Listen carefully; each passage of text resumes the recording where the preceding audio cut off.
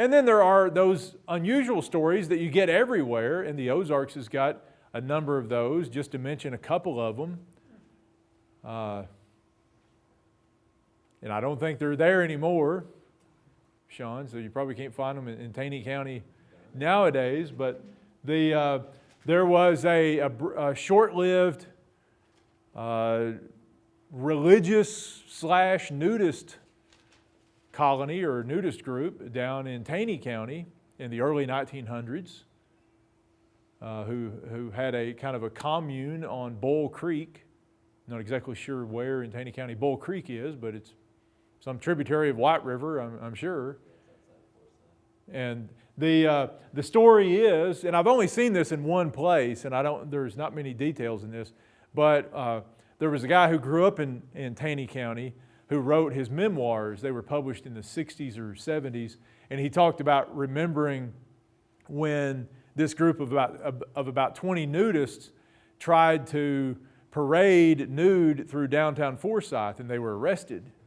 And this was, he didn't remember the exact year, but he said it was around 1910, and that the Bull Creek nudists came to Forsyth.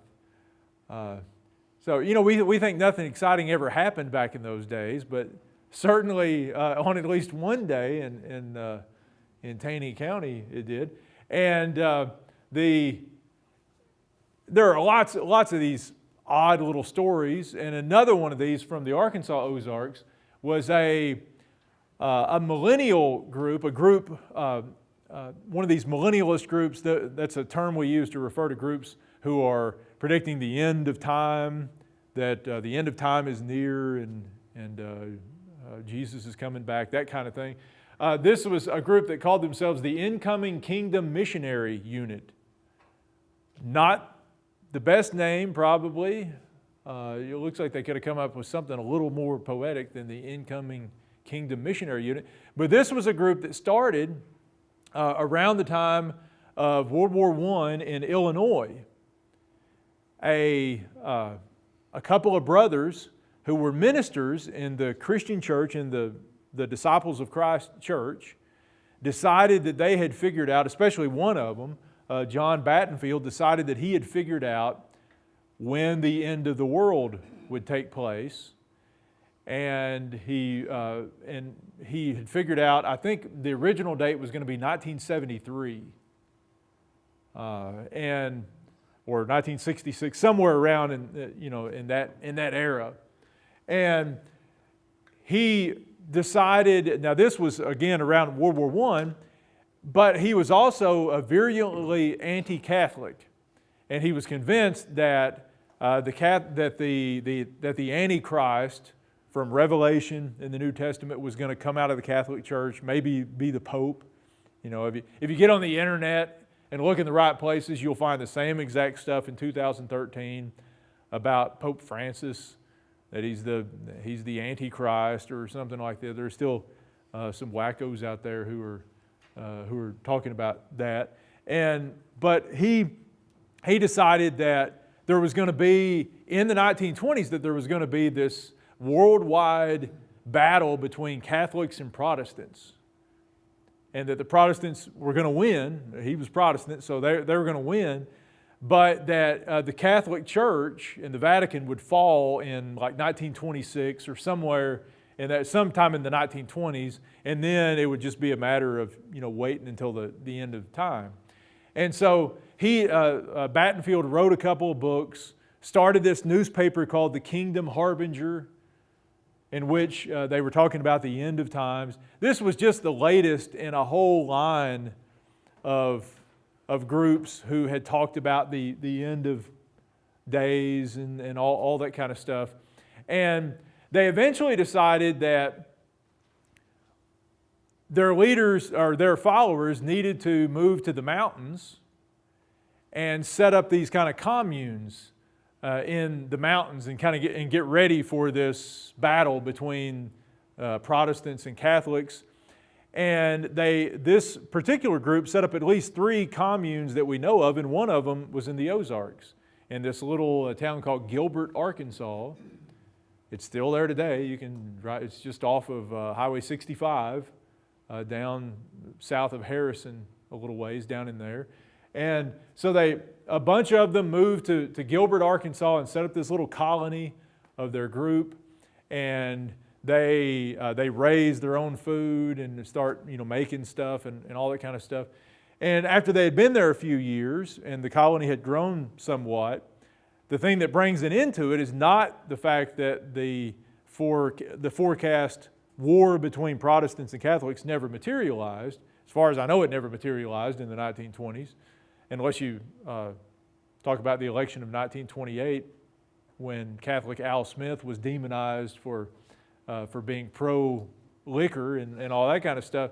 But Battenfield, one of the colony members, died in the mid-20s, like 1925 or so, and he said that before this person died, he had tried to heal them, and he couldn't heal them. After the person died, he said, "I will raise this person from the dead."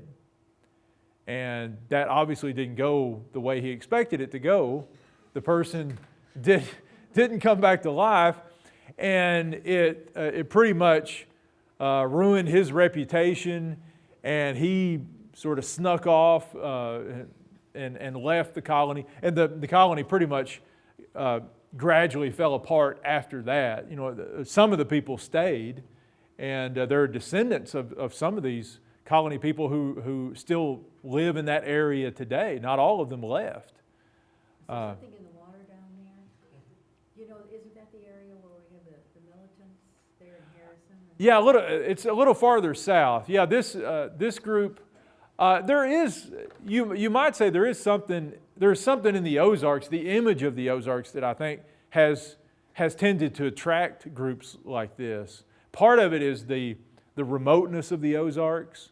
That's part of what they were attracted to. They wanted to go back to somewhere in the highlands where they could kind of do their own thing. And although in the 1920s, Gilbert wasn't nearly as remote as it is today because there was a railroad that went through there.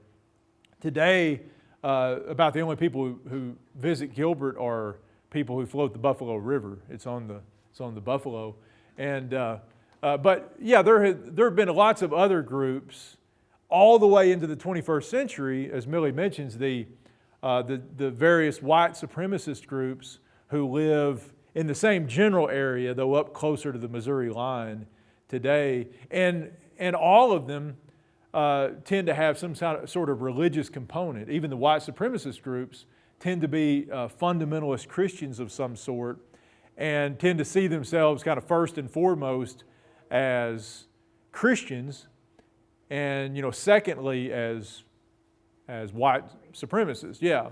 But to them, it's all kind of wrapped together. You can't really unravel the mystery that is the racist God, that they have. And so I think, there's been something to the Ozarks that has attracted those kinds of people over the years. And there's other groups that we could talk about, the harmonial vegetarians of the pre-Civil War days of Northwest Arkansas, and which was a commune. And of course, we've still got a handful of kind of leftovers of the early 70s hippie communes in the Ozarks. There's the East Wind, which is down in between Gainesville and West Plains. In that area, that's an old commune that there are, or at least a few years ago, there were a few nudists down there. National Geographic did a story on East Wind, and there were a handful of nudists there.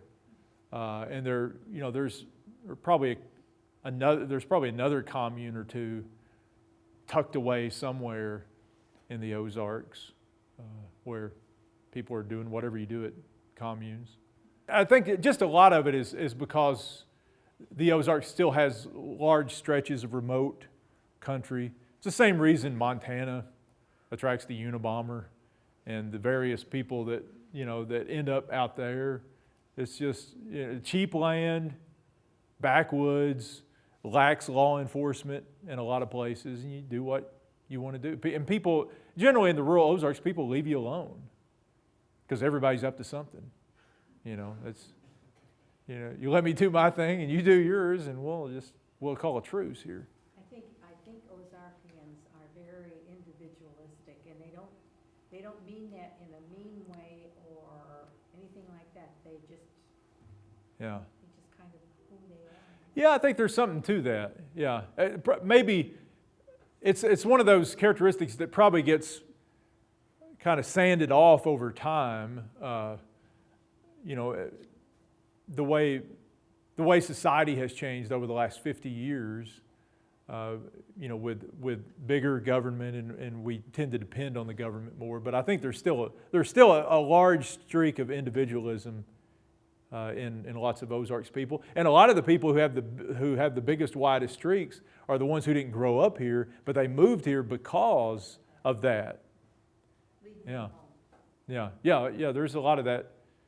I came here to be left alone, and you pound somebody else. I don't want your cake, sort of thing. No housewarming for me, neighbor. That kind of thing. Yeah, that's very much what what a lot of the rural Ozarks is like. I know where I live. It's that spirit is very much alive, because I live in one of those places where almost all the natives left, and you got new people who've moved in, and I think a lot of them they're in the Ozarks because they want to be left alone.